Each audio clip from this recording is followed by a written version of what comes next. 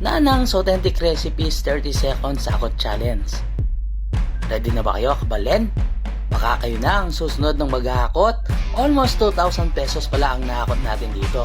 Bago yan, pasyalan natin ang kanilang factory outlet sa Angeles City, Pampanga. Kaya kung nag-aanap kayo ng mga ready to eat and easy to cook meals, sugod na sa Nanang's Authentic Recipes, Angeles City, Pampanga Factory Outlet. Samahan nyo na rin ako mag-food trip sa mga nahakot natin products.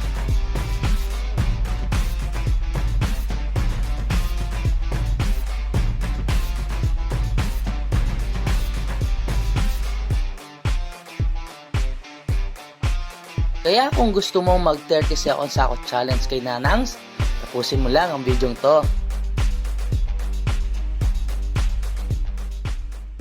Pasibayo kabalayan niya, Kuya Alvin Bautista ng Exploring Pampanga. For today's vlog guys, nandito tayo sa Pulong Maragol, Angeles City, Pampanga. So pinasyalan natin itong Nanang's Authentic Recipe dito sa may factory outlet nila. So ito yung pinaka-first factory outlet nila dito sa Pampanga. So sa lahat ng gustong pumunta and bumili ng mga products ni Nanang's Authentic Recipe, malapit lang siya dito sa Marquee Mall. Ayan guys, kung naghanap kayo ng mga foods na ready to heat and easy to cook, so punta na kayo dito para matikman nyo rin kung gaano kasarap yung mga iba-ibang products ni Nanang's Authentic Recipe.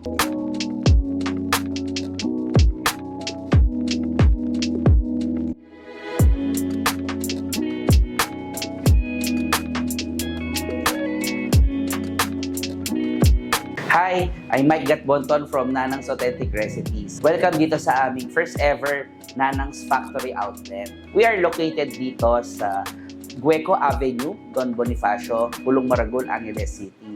3 minutes away from Marquee Mall and around 5 minutes away from MacArthur Highway. And we would like to invite you to go here to buy and get your ready-to-heat ulam and easy-to-cook na ulam din. So, bakit nga ba namin tinayo yung Nanang's Factory Outlet? Actually, we've been in the business for the past 5 years. At ang aming advocacy is to create 300 jobs para sa ating mga kababayan.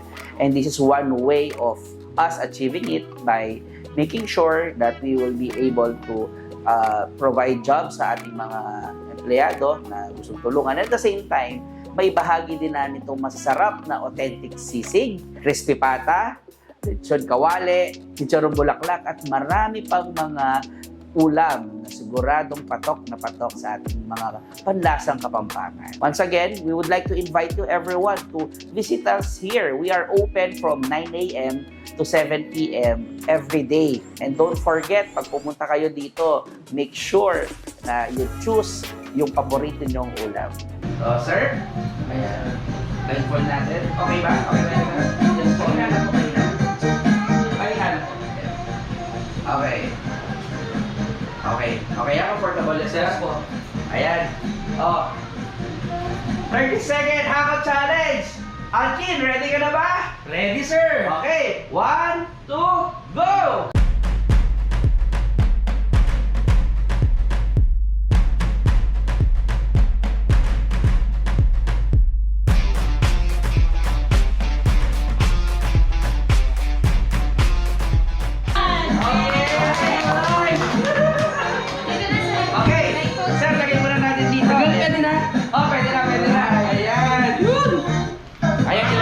Dito tapos kwentahin natin. Bakit natin? Yan.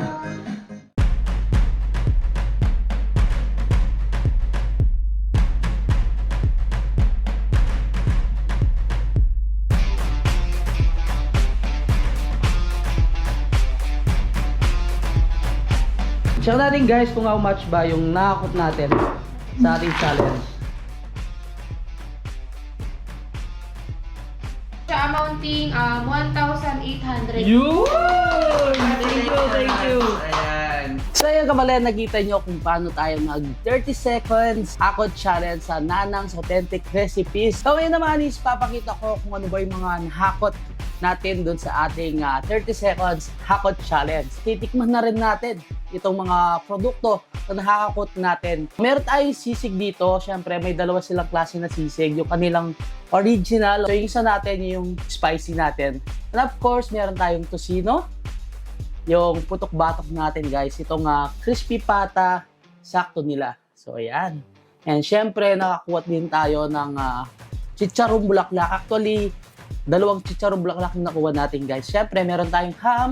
And then hindi na rin ako nag-prepare ng kanilang siopaw. So may mga dim sum din sila like mga siomay na ino-offer si Nanang's Authentic Recipes. Titikman ko muna to para pakita ko sa inyo kung ano yung mga possible na pwede nyong mahakot kung kayo naman ang next na maghahakot sa 30 seconds hakot challenge ni Nanang's Authentic Recipes. Nag-prepare lang ako ng kanin ko, kabalen, para i-partner dito sa mga masasarap na pang-ulam. Prepare din kami ng dalawang sausawan dito, yung may toyo, tsaka suka, tapos may mga sibuyas and sili. Tapos itong kabila natin is suka na may sibuyas, tapos sili red.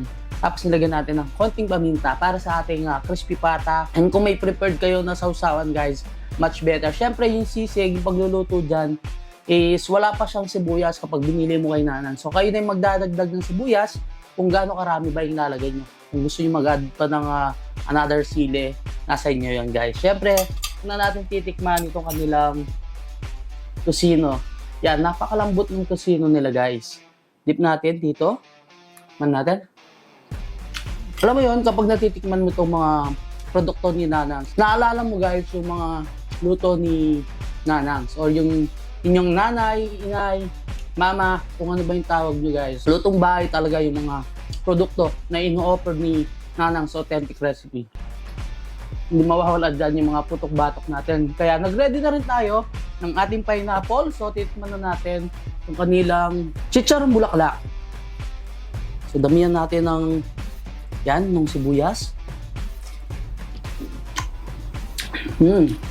Kung naghahanap kayo ng mga ready to cook and ready to heat na pagkain, so pwede na kayong mag-order sa Nanang's Authentic Recipes. Itong kanilang chicharong bulaklak, pwede pang ulam, pwede rin pang pulutan. So hindi natin palalagpasin na hindi tikman. Itong pinagmamalaki ni Nanang's, itong kanilang authentic Kapampangan sisig. So ito rin, sabi nga kanina, wala pa siya sibuyas. Kayo na lang magdadagdag. So tikman natin. Andun talaga yung lasa ng pagka-authentic Kapampangan sisig, no? Mas gusto ko siya kapag sa sisling plate mo siya inilagay. Mas lalong magiging crispy and mas lalong malalasahan mo yung pagka-sisling ng mismong sisig. Pero andun yung lasa ng atay. Akala ko, medyo konti lang yung pagkalasa ng atay, pero malalasahan mo talaga yung lasa ng atay. Siyempre, nasa inyo pa rin kung gaano karaming sibuyas yung ilalagay nyo. Titingnan na natin itong kanilang crispy pata sakto. So, tinawag siya sakto dahil sakto lang yung laki nila. Pero meron din nata silang ino-offer na mas malaki dito. So, kuha tayo. Uy, lambot. And payo ko lang guys, no, kung magluluto kayo nito. And then, nung kanilang chicharong bulaklak, kung meron kayong air fryer, much better kasi mas malilisan yung taba. So kami, wala tayong air fryer, kaya nilubog natin talaga sa mantika to. Man natin.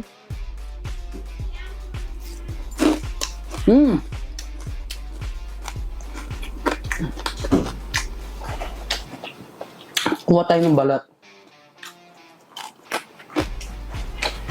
For sure guys, yan naririnig nyo sa ating mic kung paano itong crispy pata ni Nanang's. And syempre, templado na siya. Ang gagawin mo lang, gagawa ka ng suka mo o yung sausawan and then niluluto mo lang to. Goods na. So may pang-ulam ka na. Lutong. Inom muna tayo ng pineapple, of course. Woo!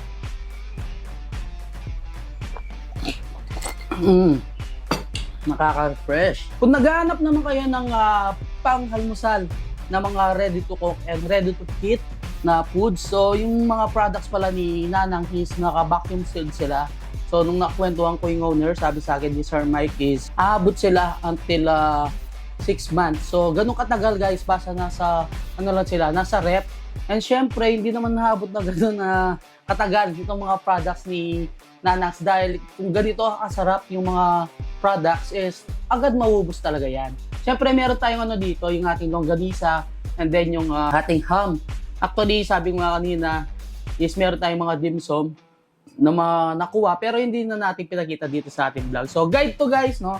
para malaman nyo kung paano yung gagawin nyo kapag kayong nanalo dun sa 30 seconds ako challenge ni Nanang's Authentic Recipes. And then syempre pinakita ko na sa inyo kung ano-ano ba yung mga products na nahakot natin para may idea na rin kayo. Mostly naman sa mga viewers natin for sure and sa mga kabalenis na tikman na nila yung mga produkto ni Nanang's Authentic Recipes na talaga namang sikat na sikat dito sa Pampanga. Halos sa buong Pilipinas is meron na silang mga iba't ibang produkto. Kaya pwede kayong mag-search and then pwede kayong magpa-deliver kahit nasa Mindanao ba kayo and Visayas. Pwede rin kayong mag-order sa Shopee. So, tikman na natin itong ating longganisa. Yun, kuha tayo. Actually, lahat ng product nila is, yun nga, very affordable naman siya and napaka-quality ng mga lasa. Sabayin natin yung ating ham.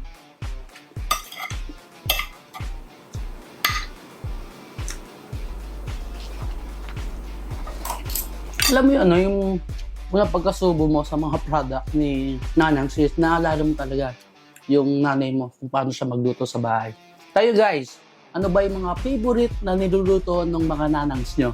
So yan yung katanungan natin dito sa ating 30 seconds hakot challenge. So kapag napanood yung video to, for sure guys, nakita nyo na yung post natin sa ating Facebook page, Exploring Pampanga. So doon pwede kayo sumali. Nandun naman yung mechanics. So guide lang tong video to para malaman nyo kung paano ba yung naging experience ko sa 30 seconds ako challenge kayo Nanang's Authentic Recipes. And syempre, para may idea na kayo kung ano ba yung mga products na pwede nyo maakot. Hanggang dito na lang. Don't forget to subscribe, like, comment, and click the notification bell para updated kayo sa lahat ng videos ko. And of course, huwag nyo kalimutang i-share ang video to para malaman din ng mga ibang kabalen natin dyan, itong si Nanang's Authentic Recipes. Pero for sure guys, halos lahat sa atin is alam na yung mga produkto ni Nanang's Authentic Recipe. Baka ikaw na ang next na mag 30 seconds sa ako challenge. So until our next vlog, peace out!